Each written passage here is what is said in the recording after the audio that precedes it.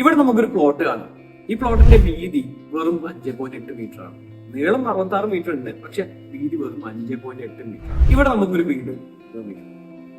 പാലക്കാട് പാത്തി അമ്പലത്തിന് തൊട്ടടുത്താണ് ഈ ഒരു പ്ലോട്ട്.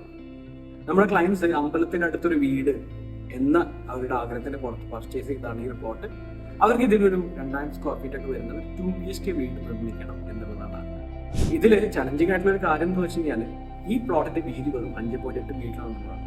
അപ്പൊ നമ്മൾ ആ ഒരു ചലഞ്ച് ഏറ്റെടുത്തു. നമ്മൾ ഒരു വീട് ഈ ഒരു പ്ലോട്ടിലേക്ക് അനുയോജ്യമായ രീതിയിൽ ഡിസൈൻ ചെയ്തു. ഇതാണ് നമ്മുടെ ഡിസൈൻ സർക്കിൾ.